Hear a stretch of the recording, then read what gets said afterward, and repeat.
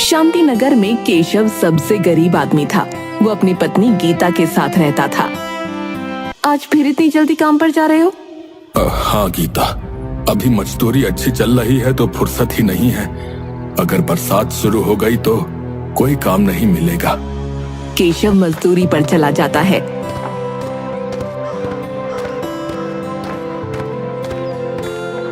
गीता भी अपने दिन भर के काम में जुट जाती है और पानी का मटका गांव के कुएं पर लेकर पहुंच जाती है। गांव में सिर्फ एक ही कुआं था जिसके आसपास बहुत सारी औरतें पानी भर रही थीं। गीता भी वहीं पानी भरने के लिए अपना मटका रख देती है। अरे तुझे पता नहीं, हम बड़े घर की औरतें हैं और तूने अपना मटका भी बीच में रख लिया। पहले हम पानी भरेंगे, उसके बाद तुम, समझी? गीता उन्हें कुछ भी नहीं कह पाती क्योंकि वो बड़े घर की औरतें थीं और चुपचाप अपना मटका हटा लेती है। थोड़ी देर बाद सब औरतें पानी भरकर चली जाती हैं। गीता अपने मटके में पानी भरकर घर चली जाती है।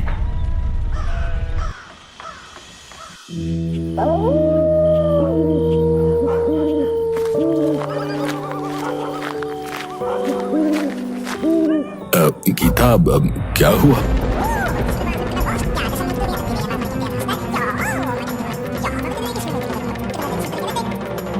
हम छोटे हैं, मजदूरी करते हैं, इसका मतलब ये तो नहीं कि हमारी कोई इज्जत ही नहीं। ये बड़े घर के लोग अपने आप को पता नहीं क्या समझते हैं। अरे गीता, तुम क्यों उनके मुंह लगती हो? तुम्हें तो गोपी भाभी की आदत पता ही है। तुम थोड़ी देर बाद पानी भर लिया करो। क्यों परेशान होती हो इतनी छोटी छोटी बातों के लिए? बताओ।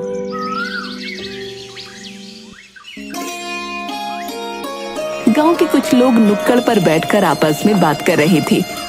अरे भाई, खेत में खरपतवार बहुत हो गई है भैया। तुम्हारी नजर में कोई ढंग का मजदूर हो तो बताना। अरे भाई, मजदूर ही ढूंढ रहे हो तो अपना केशव है ना? अरे भैया, वो बहुत मेहनती है। हाँ भैया, बात तो तुमने पता की कही। केशव हमारे गांव में जो है सबसे ज्यादा मेहनती और ईमानदार मजदूर है भैया। हाँ, लेकिन एक बात बताओ भाई, इतना मेहनत होने के बाद भी जो है वो इतना गरीब कैसे है? अरे भाई, नियति का खेल है, वो ऊपर वाला ही जाने भैया।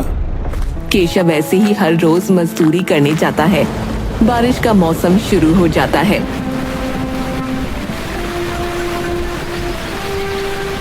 अरे आज तो कितनी तेज बारिश हो रही है, जैसे आज के बाद कभी बारिश ही नहीं होगी। इतना आंधी तूफान भी चल रहा है, मुझे तो डर है कि हमारे घर की छत ना उड़ जाए।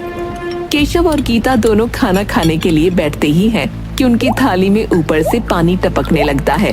दोनों ऊपर देखते हैं। अब क्या करेंगे? ऐसे तो घर का सारा सामान गीला हो जाएगा।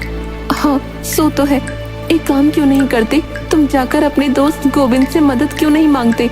वैसे भी उनका घर तो कितना बड़ा है, अगर हमारा थोड़ा सामान रख ले तो उनकी बड़ी मेहरबानी हो जाएगी। लेकिन वो हमें बिल्कुल पसंद नहीं करती। हाँ वो तो है, लेकिन गोविंद भैया वो मन के बहुत साफ हैं। एक बार पूछने में हर्ज ही क्या है। गीता के कहने पर केशव गोविंद के यहाँ जाता है। दूसरी तरफ, आहा, कितना अच्छा मौसम है। आज का बारिश होने की वजह से गर्मी की राहत मिली है। कितनी ठंडी ठंडी हवा चल रही है। हाँ हाँ, भाग्यवान सो तो है। आज तो गर्मा गर्म पकौड़े खाने का मन कर रहा है। हाँ, क्यों नहीं। मैं अभी महाराज जी से बोलकर पकौड़े बनवाती हूँ। और अंदर चली जाती है।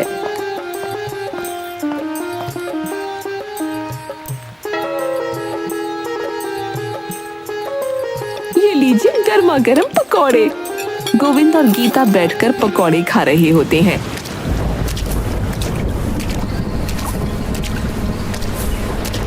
अरे, ये आपका दोस्त इतनी बारिश में कहाँ जा रहा है? पता नहीं गोपी, मुझे तो बहुत दया आती है इस बेचारे पर। एक समय था जब इनका घराना गांव में सबसे ज्यादा अमीर हुआ करता था, लेकिन अब देखो किस्मत का खेल।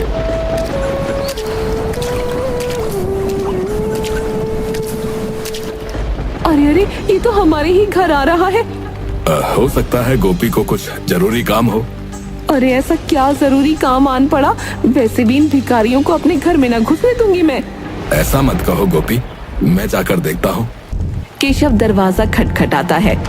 अरे केशव, क्या हुआ? कोई मुसीबत आन पड़ी है क्या? मुसीबत? ये बरसात एक मुसीबत ही तो है हम जैसे गरीबों के लिए। वैसे मैं तुमसे ये पूछने आया था कि क्या तुम हमारे घर का जरूरी सामान जो है वो कुछ समय के लिए रख लोगे? अगर सामान हमारे घर में रहा तो सारा सामान जो है गीला हो जाएगा। तभी पीछे से गोपी आ जाती है। अरे वाह जी वाह, हमारे घर को धर्मशाला देख रखा है क्या? जो कोई भी आएगा और हम उसका सामान यहाँ रख लेंगे। अरे गोपी, कैसी बातें कर रही हो तुम केशव से? आप चुप रहो जी, मुझे पता है किसको कैसी बात करनी चाहिए। केशव उदास होकर वहाँ से चला जाता है। क्या हुआ? क्या कहा गोविंद भैया ने? गोविंद तो मेरी मदद करना चाहता था, लेकिन गोपी भाभी, उनकी आदत तो तुम जानती ही हो। कोई बात नहीं, मेरे पास सारे सामान को अच्छे से रखने की एक तरकीब है। क्या? हम जो भी जरूरी सामान है उसे एक जगह पर रख देते हैं और प्लास्टिक से उसे ढक देते हैं, जिससे वो बरसात के पानी से बच जाएगा। हाँ, तुम सही कह रही हो। फिर केशव और गीता दोनों ऐसा ही करते हैं। कुछ दिन ऐसे ही बीत जाते हैं। गीता, बहुत दिन हो गए, अब मुझे काम ढूंढने जाना ही पड़ेगा, नहीं तो घर का बाकी काम भी रुक जाएगा। लेकिन इतनी बारिश में? हाँ गीता, हम मजदूरों के लिए ठंड, गर्मी, बरसात सब एक बराबर ही होती है।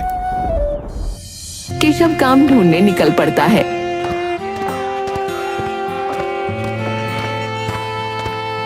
अरे भाई साहब, आपके यहाँ कोई काम है? अरे नहीं नहीं भैया, इतनी बरसात में मैं तुम्हें क्या काम दूंगा।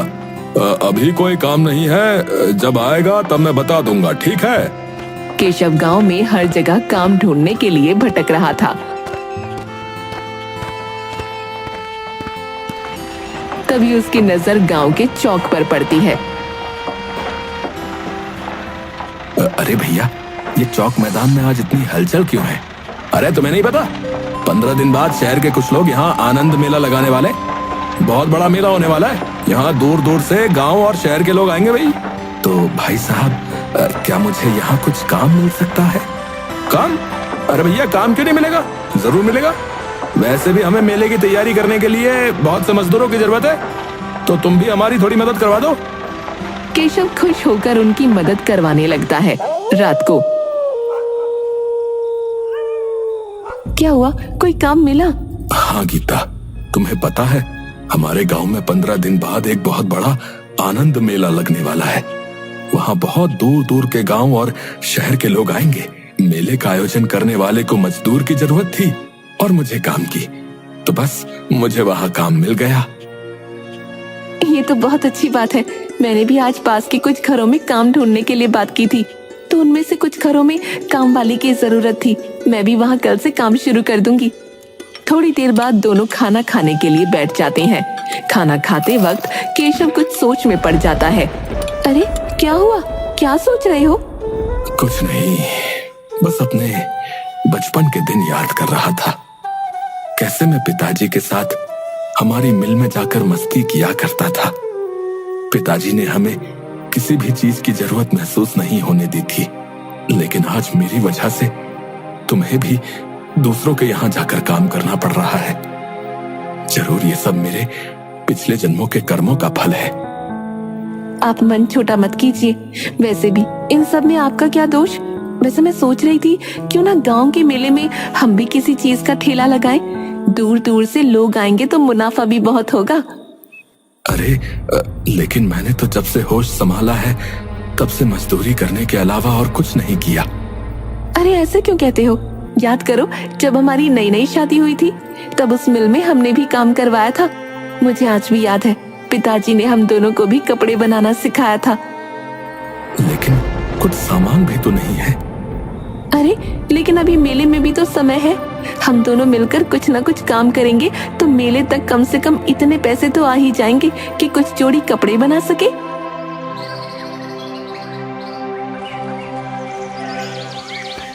अगले दिन केशव फिर से मेले में काम करने के लिए पहुंच जाता है। गीता भी पास के घरों में जा जाकर काम करती है।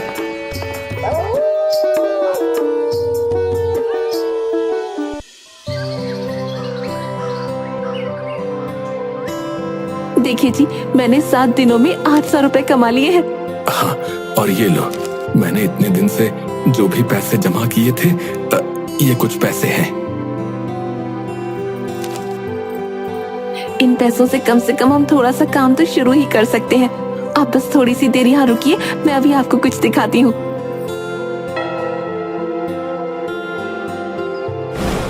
अरे ये तो पिताजी की मशीन है ना? हाँ, ये वही मशीन है। लेकिन ये मशीन तो खराब नहीं, बस जाम हो गई थी। मैंने अच्छे से इसमें तेल डलवा लिया है और अब ये फिर से चलने लग गई है। तुम तो बहुत समझदार हो गई हो गीता।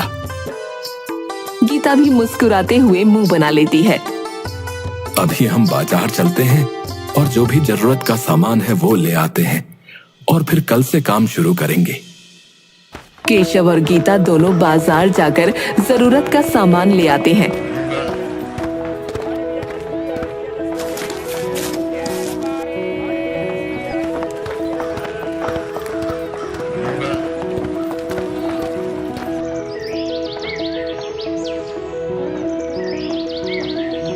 अगले दिन गीता मशीन पर स्वास्तिक बनाकर उसकी पूजा करती है और दोनों अपने पिता का आशीर्वाद लेकर काम शुरू कर देते हैं। थोड़ी देर में देखिए, सही तो बना है ना? हाँ गीता, ये तो बिल्कुल वैसा ही बना है जैसा पिताजी बनाया करते थे। गीता और केशव पूरे दिन भर में बहुत से कपड़े बनाते हैं। गीता, मैंने इन सभी बर्तनों में रंग घोल दिए हैं। अब तुम मुझे बता दो कितने कपड़े कौन से रंग में रंगने हैं। केशव और गीता दोनों मिलकर उन कपड़ों में रंग कर देते हैं। अगले दिन इन कपड़ों में रंग होने के बाद एक नई ही जान आ गई है। अब हम बिल्कुल वैसे ही कपड़े बनाएंगे जैसे पिताजी बनाया करते थे। हाँ गीता, उनके कपड़ों की तो बात ही कुछ अलग थी। गीता अपने हाथों से कुछ कपड़ों पर मोर तो कुछ कपड़ों पर तोता, कुछ पर फूल बना देती है और ऐसे ही करते करते वो सभी कपड़े तैयार कर देती है। अरे गीता, तुमने कितने समय पहले ये सब काम सीखा था और आज कपड़ों को बिल्कुल वैसे ही तैयार कर दिया जैसे पिताजी ने सिखाया था। अब बातें बनाना छोड़िए, इन सारे कपड़ों की घड़ी करवा लीजिए। परसों मेले में भी तो ले जाने हैं। हाँ हाँ श्रीमती जी, आपका हुक्म सर आंखों पर। गीता और केशव दोनों उन कपड़ों को अच्छे से घड़ी करके एक झोले में भरकर रख देते हैं। मेले वाले दिन दोनों बोरी भर के चौक मैदान की तरफ जाने लगते हैं।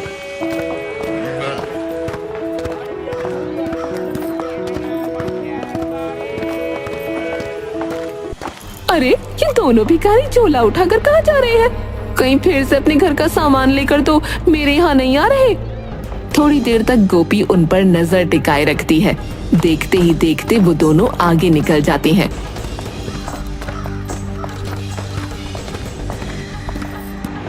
अरे, ये दोनों भिखारी जा कहाँ रहे हैं आखिर? इनका पीछा करना पड़ेगा। और केशव और गीता के वो पीछे पीछे चल देती है।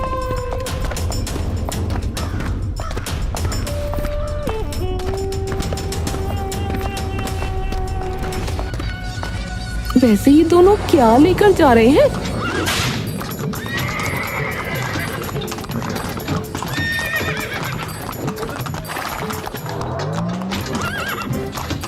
तभी एक तांगे वाला गोपी के पास से गुजरता है, जिस वजह से गोपी पूरा कीचड़ में गंदी हो जाती है। अरे नास पीटे, तुझे इतनी बड़ी औरत न दिखती? कहाँ गए? कहाँ चले गए वो दोनों? और इधर उधर देखने लगती है। इधर केशव और गीता दोनों एक जगह पर अपनी दुकान लगा लेते हैं। अरे देखिए, ये साड़ी कितनी सुंदर है और कितनी नई डिजाइन की है। हाँ, ये तो बहुत सुंदर है और तुम पर बहुत जचेगी भाई। हाँ भाभी जी, ये साड़ी आप पर बहुत जचेगी। ये मात्र 500 रुपए की है। क्या? सिर्फ 500 रुपए की? और इतनी सुंदर साड़ी? तो फिर आप मुझे 2-3 साड़ियाँ दे दो।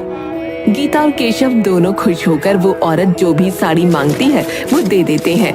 गोपी दिन भर चुपके से उन दोनों पर नजर रखे हुए थी। अरे, इन दोनों का कुछ न कुछ तो करना ही पड़ेगा। अच्छा जी, कपड़ा व्यापारी बनना है। रुको, तुम दोनों को रास्ते पर लाती हूँ।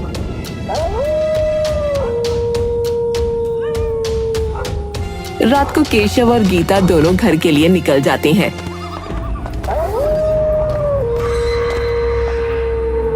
इन दोनों का कुछ ना कुछ तो करना ही पड़ेगा। बहुत हवा में उड़ रहे हैं ना, अभी इनकी हवा फुस करती हूँ।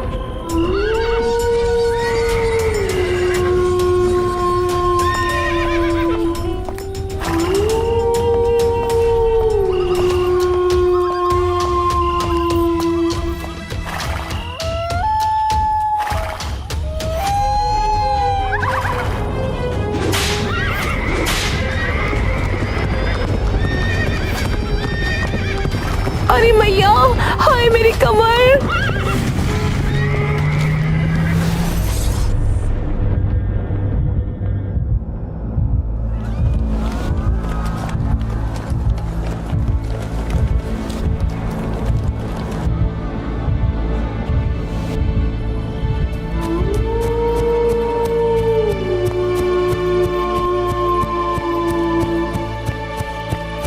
अरे रे, घोड़े की वजह से एक्सीडेंट हो गया।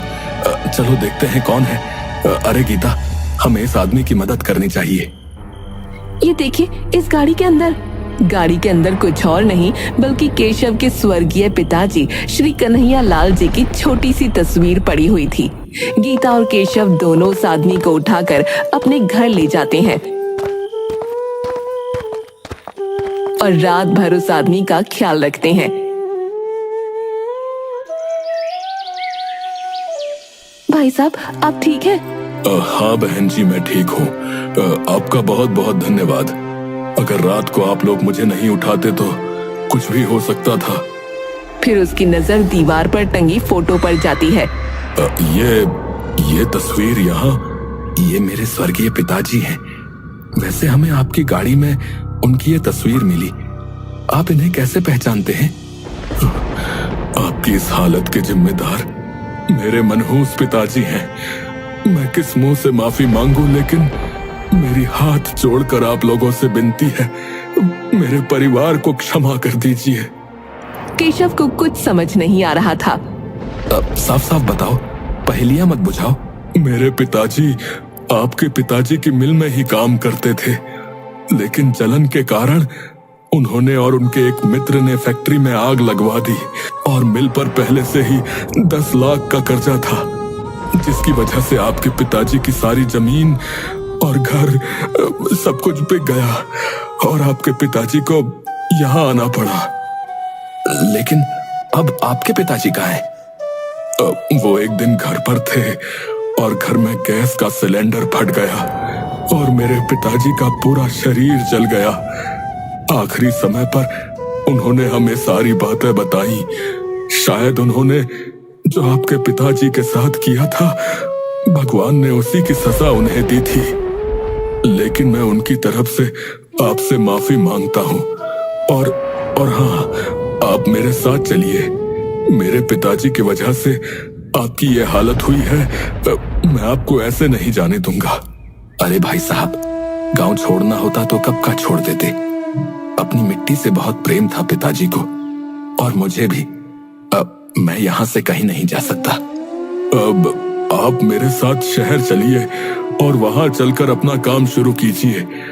मैं मेरे पिताजी की तरफ से प्रायश्चित करना चाहता हूँ। अब देखो, अगर तुम सच में प्रायश्चित करना ही चाहते हो तो हमें धन दौलत की भूख नहीं है। हमें मेहनत से कमाया हुआ 2 वक्त का खाना मिल जाए, हम उसी में खुश हैं। हमें गांव में ही एक छोटा सा कपड़ा कारखाना और कुछ सिलाई मशीन दिलवा दीजिए। हम उससे मेहनत करके अपने पिताजी का कारोबार दोबारा खड़ा करना चाहते हैं। बहुत अच्छी सोच है जी। जरूर जरूर भाई साहब, जरूर करूंगा। उसके बाद उस आदमी ने ठीक वैसा ही किया जैसा केशव ने उसे कहा था। अब गांव में केशव और गीता पूरे जोर से काम करने लगे थे और गांव की कुछ और औरतों को भी गीता के कारखाने में काम मिल गया था। उन उनकी मेहनत रंग लाई और कुछ ही समय में उनका कारोबार ऊंचाइयां छूने लगा।